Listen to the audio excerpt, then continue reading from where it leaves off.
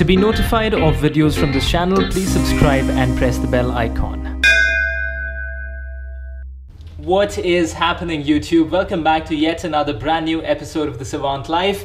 And even before we get into this video, let me say right at the outset that I think the 2017 KTM Duke 390 is a fantastic bike. In fact, if you look at my first ride impressions of the bike and the video that I made, you would see how much I absolutely love the bike, and I got some great feedback. But at the same time, a lot of you were writing in asking to know more about the drawbacks or the weaknesses or the cons of the bike so that you could make a fully informed decision whether this bike was for you. Now, even though there aren't too many things to dislike about the Duke 390, like they say, अगर गौर से देखो तो चांद में भी दाग नजर आता है. तो फिर Duke 390 क्या चीज़ है? So with that thinking, I said let me put the Duke 390 under the microscope to give all of you guys 5 things, or drawbacks if you want to call them, that you need to be aware of before you decide to get this bike. So with that being said, let's jump right into it.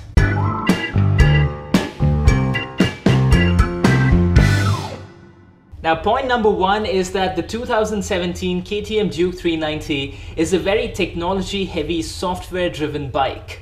Now, this, out of all of my points, is the most subjective and also the most complex, and you will need a little bit of background to understand what I'm talking about. Of late, there is this particular term called IoT, or the Internet of Things, which is becoming very prominent and is essentially changing the way we work, live, and communicate. Now, for those of you who might not have a technological background, IoT, or the Internet of Things, is essentially the intersection of 3 elements: people, internet, and things. Basically, the point that I'm trying to make is that the future is going to be dominated by smart machines that will control our experiences to a large extent, and the 2017 KTM Duke 390 is a baby step towards that eventual reality. Now, some of you must be thinking, how's that really a bad thing?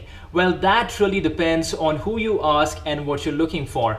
Because some of us like to ride a bike to be in control. Some of us like to ride a bike to get away from technology. Some of us like to ride a bike because it's all about us and the elements and about the rubber hitting the road. And that is where the KTM Duke 390 might disappoint just a little bit, because it's a bike that is laden with so many technological advances that it controls to a large extent the experience that you get out of the bike. Although you will get your thrills when you turn up the throttle and instantly go back like this, because the bike has incredible response, when you're going along at, let's say, about 60 or 70 kilometers an hour and not really turning up the accelerator, you will pretty much feel nothing.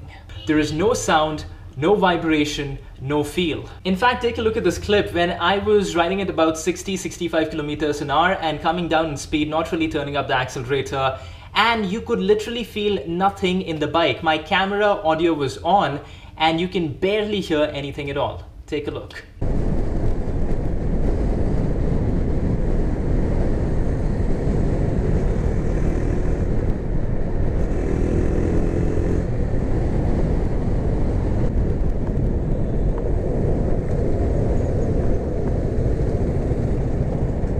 Now, some people, Royal Enfield owners, might believe in riding a substandard machine because they desire that thump and that feel so much. Now, even though I'm not one of them, I still want to feel at all times like I'm riding an incredibly powerful machine, which the Duke 390 actually is. But especially when cruising, I felt a little disconnected from the bike. I almost felt like I was holding a joystick and playing a video game, and that I thought was an interesting fallback of all of the technical wizardry that has been baked into this bike. But hey, at the same time, it is the same technology that allows you to have 3 different ABS modes, connect your phone to the bike, listen to music, turn up your Bluetooth, and track every single detail of your riding experience. So I guess it just boils down to what you're looking to get out of the bike. Point number 2 is about the price, and there are 2 kinds of people essentially who will be looking to buy the KTM Duke 390. The first category are those people who already have 1 or 2 super bikes and they're just looking to add 1 more really nimble machine to their collection. And in that case, this point does not really apply to you. The second category of people are those that are currently riding a 150cc or a 200cc bike, and they're looking to save up as much money as they possibly can, stretch their budget just a little bit, maybe even get a loan, and go ahead and purchase their dream bike. If you are in that category, then this point definitely applies to you, because the Duke 390, depending on which part of the country you're living in, will cost you anywhere between 2.4 lakhs to 2.7 lakhs on road, and that is still a significant amount of money. If you can afford it, don't even think twice. But if you're on the younger side and if you're having to squeeze out all of your savings in order to buy this bike, then you might want to think twice before breaking the bank. Because it's not just about the money that you pay to buy the bike, it's also all of the expenditures that you have to be ready for once you have it. And that is known as the total cost of ownership, which I will be talking about later on in the video.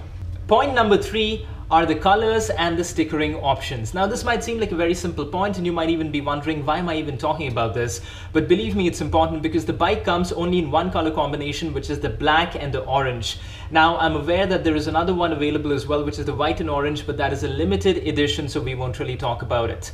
Now, if you remember, one of the USPs of the previous generation Duke 390s and 200s was the fact that you could customize it to your heart's content. You could get all kinds of different stickers and really make your bike unique and stand out from the rest of the crowd. However, with the new Duke 390, I don't think you really have that kind of an option, because the design and the stickering options of this bike seem fairly set. Now, this might not be a big deal for many, but if you're one of those people who loves to have a unique personality and stand out from the rest of the crowd by customizing your bike, then this is something that you might want to think about. Point number 4, parking issues. Now I'm really surprised that not too many people are talking about this, but you have to realize that India is still India, and if you park a superbike in any random area, you can't rest assured that the bike will be exactly the same when you come back. And while the Duke 390 is not exactly a superbike, it is still a top-of-the-line premium bike which attracts a lot of attention, and some of it is definitely of the wrong kind. For instance, the all-new TFT console looks sleek and brilliant, almost like a mini tablet, and that is exactly what small-time thieves looking to make a quick buck might be thinking as well. We've all heard instances of people breaking down car windows in order to steal a tablet that the owners had installed in the front. The only difference is there is no window to break over here either, and it is that much easier for miscreants to make away with that TFT screen, thinking that they might get something out of it on the aftermarket. So if you buy the Duke 390, you will really have to give it the superbike treatment. You'll either have to reserve it as a weekend hobby, or if you're using it as a commuter bike, then it better be from home to office and office to home. So if you're going to catch up with your friends for a cup of coffee in a crowded area, then you might just want to leave the Duke 390 at home and take an Uber. Or maybe even a rickshaw, you know, like support your local auto guys. Support them, I say, Jai Karnataka, support mani nam auto nam auto shankar dadana support madre re yen nivo auto 1.5 meter kodi adralli ಏನಿದೆ ಅಂತ adjust ಮಾಡ್ಕೊಳ್ಬೇಕು ಸ್ವಲ್ಪ ಗೊತ್ತಾಯ್ತಾ? I'm just messing around. Anyways, now let's get down to our final point, which is point number 5, the running cost or the total cost of ownership. Now, like I said right at the top of the video, it's not just about buying the bike, but it's also about the total cost of ownership. Because when you get a top-of-the-line premium bike like the Duke 390, you would also want to get the best fuel and the best oil and the best accessories, and basically leave no stone unturned in order to pamper your prized possession. And believe me, over time, a lot of those expenses add up to be quite huge. For instance, the Metzlers that the Duke 390 comes equipped with are generally meant for track conditions wherein you're cornering quite a lot so that you can wear them out evenly.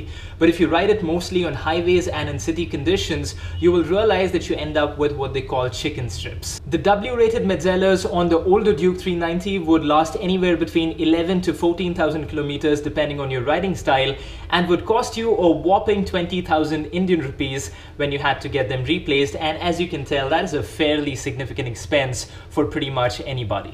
Here, KTM has done you a solid by actually downgrading the tires on the new bike to H-rated Metzlers. The reason being the W-rated Metzlers are for bikes which can do speeds of up to 270 kilometers an hour, whereas the H-rated Metzlers are for bikes that can go up to 210 kilometers an hour. Now, as you can tell, the Duke 390 will not really do anything more than 200 kilometers, so there is no point in having the higher rated Ws. The new ones are actually 30 to 40% cheaper and are also expected to last much longer. But even with this minor change, you have to realize that the Duke 390 is by no means a low maintenance machine. This is a top-of-the-line premium bike that comes with its fair share of thrills and frills, and it will take a healthy bite out of your wallet whenever it feels hungry. And if you truly love it, you will loosen your purse strings with a smile on your face. So there you have it, guys. Those are the 5 things that you need to know about before you make that big decision about buying the Duke 390. But like I said at the top of the video, and I'll say it again, I think the Duke 390 is an incredible machine and clearly the best in its segment, and with its brutish power and oodles of technology, this is definitely your ticket to zoom into the future. That about does it for me. If you're planning to get the Duke 390 and have some questions for me, then feel free to drop them in the comment section below and I'll try to answer them as soon as possible. Also, if you watched the entirety of this video and found it useful, then type in Orange Monster in the comment section and let me know about it. And if this is your first time around at the Savant Life, then go ahead and hit that subscribe button, and while you're at it, also don't forget to hit that bell icon so that you can be notified when I put out new videos. Alright, I'm gonna get out of here now and enjoy the rest of my day. I hope you guys do the same as well. I will see you in the next one. Until then, thank you for watching, take care, and ride safe. I'm looking a little bit like Salt Bae, ain't I? You don't know who Salt Bae is? This guy.